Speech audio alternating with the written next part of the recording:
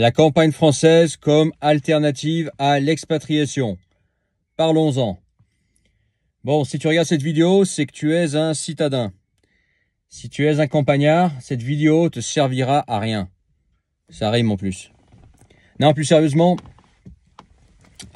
si tu vis déjà à la campagne, les aléas de la campagne française, des campagnes françaises, parce que toutes les campagnes françaises ne se valent pas, on va en parler, tu les connais déjà, ok?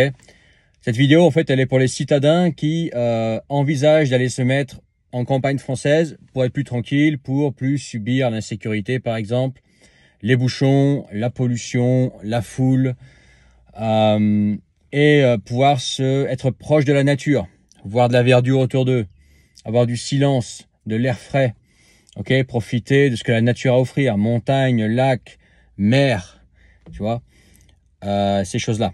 Et puis les activités que tu fais à la campagne, randonnée, VTT, etc. Alors, qu'est-ce qu'il faut savoir si tu vas vivre en campagne française? Alors déjà, qu'est-ce que c'est que la campagne française? Alors moi, je considère que la campagne française, ça va être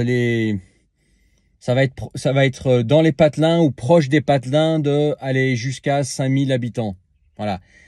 À partir de 5000 habitants, pour moi déjà, tu es dans une... Voilà, plus de 5000 habitants, tu es déjà dans une ville. Dans une ville, allez, s'il y a 20 000 personnes qui habitent dans ton truc, c'est que déjà, tu es dans une ville, quoi. Après, évidemment, si tu es dans une ville comme Paris, Lyon, Marseille, Bordeaux, Lille, là, tu es vraiment dans la vraie ville, quoi. Mais voilà, je te parle de vivre dans les petits patelins ou alors dans les hameaux, là où il y a personne, quoi. Là, vraiment à la campagne où genre tu as deux voisins et puis à côté de toi tu as des champs où tu as de la montagne où tu rien, OK? Et toi, bah tu es un citadin français et tu te dis voilà, je veux pas partir à l'étranger pour X raisons, parce que je sais pas, j'ai ma famille en France ou parce que j'ai pas envie de quitter la France, mais j'ai plus envie de subir certains problèmes français. Alors déjà, la campagne française, c'est pas magique, dans le sens où l'administration, c'est la même. Donc, au niveau paperasse, c'est autant emmerdant. La fiscalité, c'est la même, sauf rares exceptions. Tu sais, t'as des endroits où, si tu crées de l'activité, tu peux être exonéré d'impôts. Je vais pas rentrer dans les détails dans cette vidéo. Puis, de toute façon, tous les détails, je les connais pas. Et puis voilà quoi. Le seul truc que tu vas vraiment pouvoir résoudre si tu vas vivre à la campagne, les bonnes campagnes, c'est l'insécurité. Si tu te mets dans les bonnes campagnes, parce que toutes les campagnes ne se valent pas, je rappelle, tu n'auras plus l'insécurité. Tu n'auras plus l'insécurité des villes, la racaille, etc., agression, etc. Bien évidemment, tu n'auras plus la foule, plus la pollution, le béton, les bouchons, puis tout, peut-être le coût de la vie aussi. L'avantage de la campagne, c'est que le coût de la vie baisse, notamment les loyers, ok, et certains services jusqu'à une certaine mesure, voilà. Mais voilà. Donc c'est pas magique, mais effectivement, c'est un bon moyen de s'écarter de l'insécurité, ok. Ça veut pas dire que les problèmes n'arrivent pas en campagne, ça peut arriver, mais c'est quand même beaucoup moins fréquent. Okay. Les chances qu'il t'arrive un problème lié à l'insécurité, on va dire entre guillemets française, des villes, elle est minime. Alors qu'est-ce que c'est qu'une des bonnes campagnes? Alors moi j'ai pas voyagé dans toute la France. Par exemple, moi la côte atlantique, je la connais pas. Moi si tu me parles de la Bretagne, j'en sais rien, j'ai jamais mis les pieds en Bretagne. J'ai jamais mis les pieds côté atlantique en fait. Ou une fois, j'ai été à Dieppe il y a très longtemps, je sais plus pourquoi, mais je m'en souviens plus. Voilà. Mais sinon, moi, la côte atlantique, je la connais pas. Donc, tu vois, je peux pas te parler de tout. Par contre, Alpes, c'est pas mal. Bien évidemment, ça dépend où tu vas. Si tu vas à Grenoble est au milieu des Alpes, forcément, c'est une des pires villes de France. Donc, faut surtout pas y aller. Par contre, les alentours de Grenoble, sur les hauteurs, là, t'as vraiment des petits paradis. Tu vois? Alors qu'on est pas loin de la ville, d'une des villes les plus dangereuses de France. Si tu montes sur les hauteurs, tu peux trouver des petits paradis, tu vois, que ce soit au niveau insécurité, que ce soit au niveau sécurité, que ce soit au niveau de la nature, le calme, etc. Ok. Tu as le Massif Central qui a des très beaux coins où tu peux te mettre bien. Tu as les Pyrénées que j'adore, des très beaux coins en Pyrénées. Tu as éventuellement la Corse que je ne connais pas, mais j'ai des retours pas mal. Voilà. En gros, les campagnes qui peuvent... Enfin, là où tu trouveras des campagnes, parce qu'il n'y a pas que des campagnes, Clermont-Ferrand, c'est pas la campagne, c'est une ville à fuir, je pense. Toulouse, c'est pas trop loin des Pyrénées, mais c'est une ville à fuir. Perpignan, je recommande pas du tout, même si c'est dans un environnement assez sympa, tu vois. Donc là, les petits bleds que tu vas pouvoir trouver dans ces coins-là. Alors, quelles sont les choses à savoir avant de venir vivre en campagne si tu es citadin? En fait, il y a deux gros problèmes dans les campagnes françaises, donc il faut avoir conscience. Si tu n'arrives pas à les résoudre avant, ou si tu n'as pas un bon plan avant d'aller en campagne française, ne viens pas en campagne française. La première chose, c'est que ne viens pas célibataire. Si tu es célibataire, que tu débarques dans une campagne profonde française, sauf gros coup de chance, c'est pas luche jusqu'à la fin de ta vie. Voilà. Il n'y a pas beaucoup à se mettre sous la dent. En général, c'est pas les femmes qui vont te faire rêver. Et puis, les quelques rares femmes qui seraient intéressantes, en général, elles sont toutes prises. Elles sont toutes prises parce que il y a beaucoup plus de mecs que de femmes, tout simplement, en fait. Les femmes se font rares. Et les femmes intéressantes encore plus rares. Et les femmes intéressantes, elles sont casées depuis qu'elles ont 20 ans. Et puis voilà, quoi. Puis à la campagne, en général, les femmes traditionnelles campagnardes qui te font rêver, les dernières femmes françaises traditionnelles campagnardes, en général, elles se mettent avec un mec qu'elles connaissent depuis le collège. Ils se sont mis ensemble très tôt et toi, tu arrives avec 20 ans de retard, quoi. Tu vois. Donc voilà. Donc en gros, viens à la campagne avec une femme. Donc ça peut être une femme française, ça peut être une femme française à laquelle tu tiens, avec laquelle ça se passe bien, soit avec une femme venant de l'étranger que tu fais venir en France et tu t'installes avec elle en campagne. Mais venir célibataire en France, venir célibataire dans les Alpes, les Pyrénées, le Massif central, la diagonale du vide en gros. Massif central, c'est beaucoup de diagonale du vide, tu vois. Ou la Corse, je pense que je m'avance pas trop. Sans femme, c'est un truc à vivre à la misère sexuelle, tu vois. Misère sexuelle et affective, parce qu'il n'y a pas que le sexe. Mais en gros, ça va être très difficile niveau femme. Encore beaucoup plus difficile que dans les villes. Donc ça, c'est le premier problème des campagnes françaises. Donc sans femme, laisse tomber. Deuxième chose, ou sans possibilité de faire venir une femme étrangère, ça peut être une solution. J'en parle sur mon autre chaîne, Le Carnassier. Va voir si tu connais pas mon autre chaîne. L'autre problème de la campagne française, c'est le boulot. Il n'y a pas beaucoup de boulot. Le boulot se fait de moins en moins rare. Je parle pas avec pas mal de personnes justement en campagne française parce qu'en général, on se connaît tous à peu près. On connaît tous la gueule les uns des autres. On connaît nos voisins. Et au niveau boulot, la campagne française, c'est la dèche. Tu vois, c'est la dèche. Déjà, il y a peu de boulot. Et quand il y a du boulot, c'est le SMIC. Hein. Voilà. Alors là, bien évidemment, je te parle de travail salarié. Ensuite, si tu es entrepreneur, l'idéal, c'est être en télétravail ou avoir un business sur Internet, gagner ta vie sur Internet. Même si tu es auto-entrepreneur, que tu peux te faire déjà rien que tes 2-3 000 balles par mois en campagne française, t'es bien. Ok.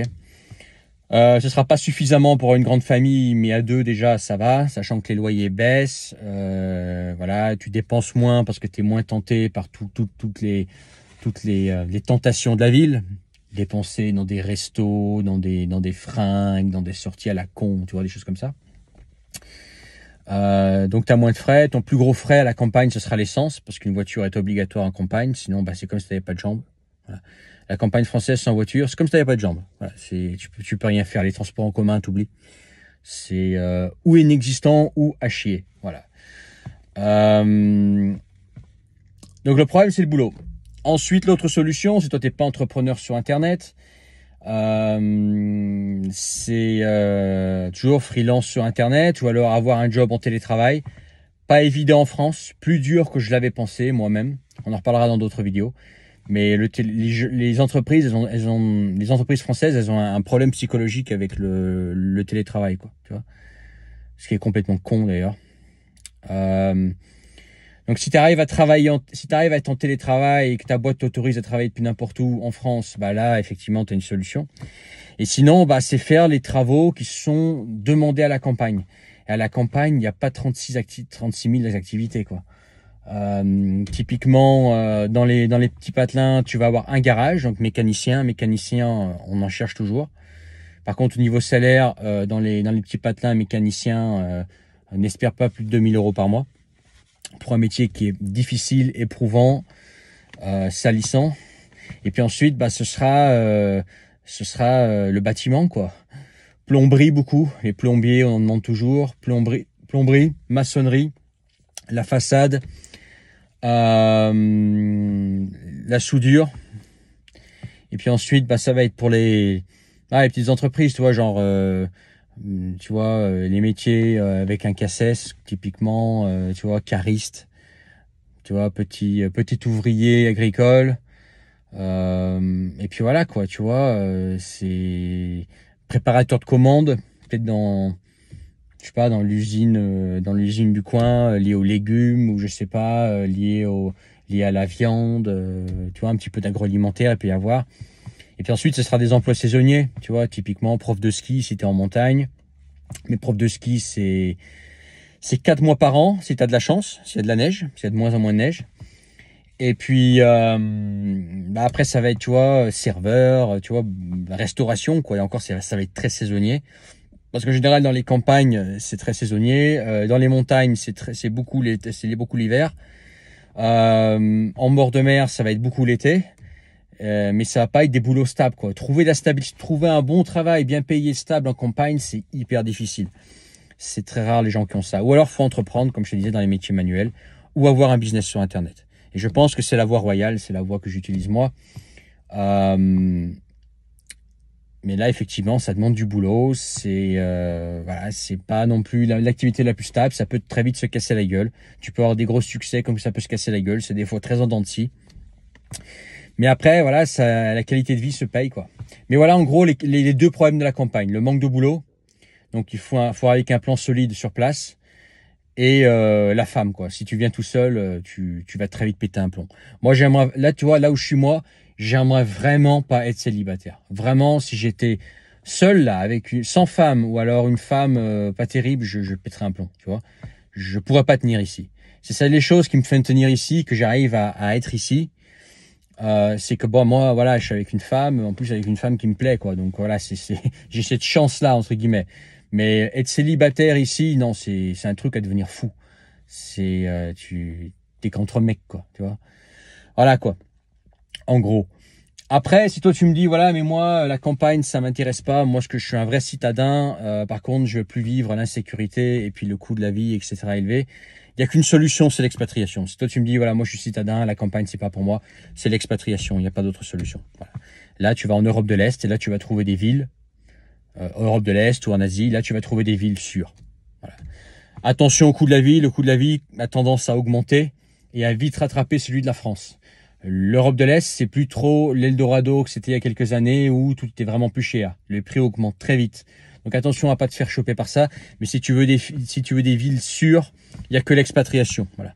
La campagne, la France, c'est encore possible pour les campagnards. Si t'es pas un campagnard, laisse tomber. C'est l'expatriation.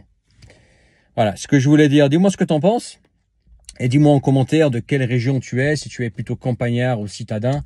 Et si tu envisages la campagne française comme alternative.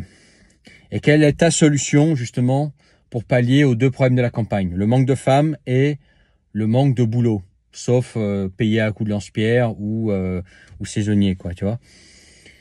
Et puis dans la description, le premier lien, tu pourras réserver une séance de coaching avec moi si tu veux qu'on se parle tous les deux, de façon privée, en tête à tête, tout que toi et moi. On peut bloquer 1 heure ou plus ensemble pour le sujet que tu veux. Voilà, c'est toi qui vois. Maintenant, je pense qu'entre-temps, ça fait tellement longtemps que je suis sur Internet que tu connais mon parcours. Tu sais en quoi je peux t'aider. Et puis, partage cette vidéo.